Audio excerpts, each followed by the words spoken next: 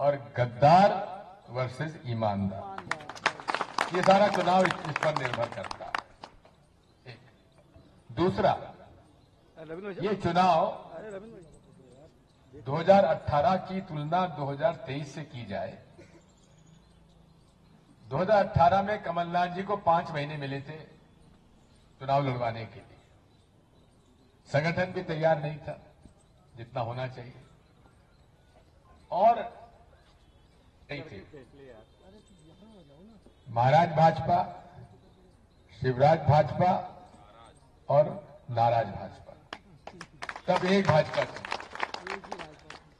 अब 2023 में कमलनाथ जी को 5 साल मिले संगठन तैयार करने के लिए। उन्होंने सेक्टर, मंडल, बीएलए वगैरह सब बना लिए। तैयारी हमारी पहले से ज्यादा है कि नहीं है आज? मानते हो ना? और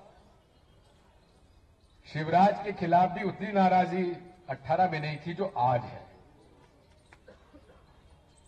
और भाजपा भी इतनी बटी हुई नहीं थी जो आज है। यहां का उम्मीदवार महाराज भाजपा का है, तो शिवराज भाजपा और नाराज भाजपा तो बत्ती देगी, मान के चलो देगी, और दे रही है। तो जो फर्क था हमारा 2018 और 2023 में, जो गैप था हमारा उपचुनाव का, वो बराबर ही नहीं हो गया है। अब तो धीरे धीरे धीरे धीरे आगे बढ़ रहा है। जो 66 सीटें मुझे मिली थी उसमें एक ये भी है, याद रखना। तो यहां मेरी प्रतिष्ठा भी लगी हुई है। तो अब मुझे विश्वास है, ज्यादा मुझे कुछ कहने की जरूरत नहीं है। ग्वालियर शहर और इंटक का इलाका, ये लड़ाई मजदूर और मालिक के खिलाफ। और मैं बधाई देता हूं नाती को, ये पॉलिटिकल लड़का निकला। ये यानी क्या पॉलिटिकल माना ना, क्योंकि भारतीय जनता पार्टी ने जितना नुकसान मजदूरों का किया कोई दूसरा संगठन कर नहीं सकता था। यहां तक कि भारतीय मजदूर संघ भी नाराज है भाजपा से, सही पूछो तो। सारे ट्रेड यूनियन के अधिकार छीन लिए, कोई यूनियन बना नहीं सकता। पूरी यूनियन जो था ट्रेड यूनियन मूवमेंट, एसडीएम के रजिस्ट्रार ऑफिस के दफ्तर में बंद करके रख दिया ना। कोई यूनियन बना नहीं सकता। पहले तो जो यूनियन बनाना चाहता था उसको बाध्यता थी कि बंद यूनियन बनाओ। और 9 साल से इस नरेंद्र मोदी जी ने जो हिंदुस्तान में हर साल सरकार, मिल मालिक और मजदूर की राष्ट्रीय संगोष्ठी होती थी, 9 साल से संगोष्ठी नहीं हुई। क्यों नहीं हुई? इन्होंने 44 मजदूरों के कानून समाप्त करके 4 कोड कर दिए, और वो 4 कोड भी पूरे तरीके से मिल मालिकों के हक में है, मजदूरोों के हक में नहीं है।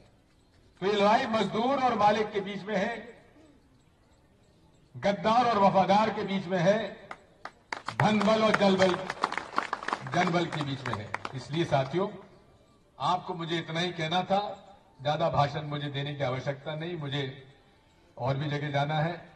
लेकिन हमारे अध्यक्ष जी का रात को मेरे पास शाम को फोन आया। कितने बजे किया होगा? 8 बजे। और 9:30 बजे मैंने कहा चलो मैं सुबह योगा करता हूं 1-1.25 घंटा। आज मैंने योगा को त्याग दिया और तुम्हारे यहां आ गया। तो इसलिए आप सब से मेरी प्रार्थना है, अब दुनिया भर में प्रचार मत करो, अपने मोहल्ले में करो, अपने घर में करो। और जो कांग्रेसी बीमार है उनसे कहो जल्दी तबीयत ठीक हो जाए तुम्हारी, जाके काम करो। सब लोग जुटो, इलाज कराओ, इलाज करा के प्रचार करो। अरे 1-2-3 दिन की बीमारी कोई ज्यादा बीमारी होती है क्या? सबको त्याग दो। और मुझे वो चेहरे नहीं दिख रहे जो टिकट मांग रहे थे यहां से। कहां है वो? ये तुम्हारी वफादारी है कांग्रेस के प्रति? शर्म आ रही थी तुमको? वो सारे लोग टिकट मांग रहे थे, कहां गए वो? ऐसे कांग्रेस से उन्हें बर्दाश्त नहीं कर सकता। वो सारे लोग जो टिकट मांग रहे थे यार, नहीं सुन लो, सोच तो बोलो, बैठ जाओ, बैठ जाओ, बैठ जाओ। वो सारे कांग्रेसी जो टिकट मांग रहे थे अगर घर बैठे हैं तो दिग्विजय सिंह का द्वार हमेशा उनके लिए बंद है। धन्यवाद। बेईमानी करती है ये वोटर, इसमें बेईमानी करती है। इस बार हमने कुछ एहतियात बरता। एक दो, ये मशीन में भी गड़बड़ी करती है तो वोट इधर उधर का नहीं कर सकती है, लेकिन भाजपा का वोट बढ़ा सकती है। क्योंकि कोई भी मशीन में जिसमें चिप डली हो, वो मशीन चलाने वाले का आदेश नहीं मानेगी, वो मानेगी उसके अंदर जो सॉफ्टवेयर डला हुआ है। और सॉफ्टवेयर डला हुआ है उसकी जानकारी केवल इलेक्शन कमीशन को है और किसी को नहीं है देश में, जो अपने आप में हमारा शक जो है ईवीएम के प्रति साबित करता है। अरे कोई भी देश में ईवीएम की चुनाव नहीं होता। पाकिस्तान और बांग्लादेश ने भी खत्म कर दिया, लेकिन ठीक है हम उसको बर्दाश्त करेंगे। लेकिन आप एक बात याद रखिए, वोटर लिस्ट की गड़बड़ी तो हमने बहुत कुछ चेक कर ली। अब चुनाव के दिन इसको चेक करने का एक ही तरीका है, ये वोट कांग्रेस का भाजपा में कन्वर्ट नहीं कर सकता, भाजपा का कांग्रेस में नहीं कर सकता, वो नहीं कर सकता, लेकिन वोट बढ़ा सकता है। सॉफ्टवेयर में अगर डाल दिया कि 100 वोट के बाद हर भाजपा के वोट के साथ एक्स्ट्रा वोट पड़ेगा या 2 वोट पड़ेंगे तो उनका वोट बढ़ जाएगा, हमारा वोट वो का वही रहेगा। इसलिए 17C फॉर्म होता है, उस दिन दिया जाता है प्रिसाइडिंग ऑफिसर को। 17 जिस दिन वोटिंग खत्म होगी उस दिन शाम को 17C फॉर्म होता है, जिसमें रजिस्टर पे दस्तखत करते हो ना, उसकी संख्या रहती है वोटर की, और मशीन पे जो वोटर की संख्या आती है दोनों समान होना चाहिए। अगर समान है तो ठीक है, लेकिन समान नहीं है तो वही तत्काल रीपोलिंग की मांग करो और मना कर दो और प्रेस कॉन्फ्रेंस करो और पीसीसी को ऑफिस करो कि हमारे पोलिंग बूथ फला में फला कॉन्स्टिट्यूंसी में रजिस्टर का संख्या ये है और मशीन संख्या ये बता रही है, इस पर हम रीपोलिंग कराएंगे। इसके लिए तत्काल हम लोग रीपोलिंग कराने के आदेश करा देंगे, इसका ख्याल रखो।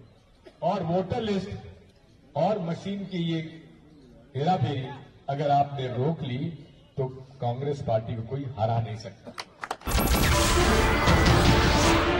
नमस्कार, मैं हूं मानक गुप्ता।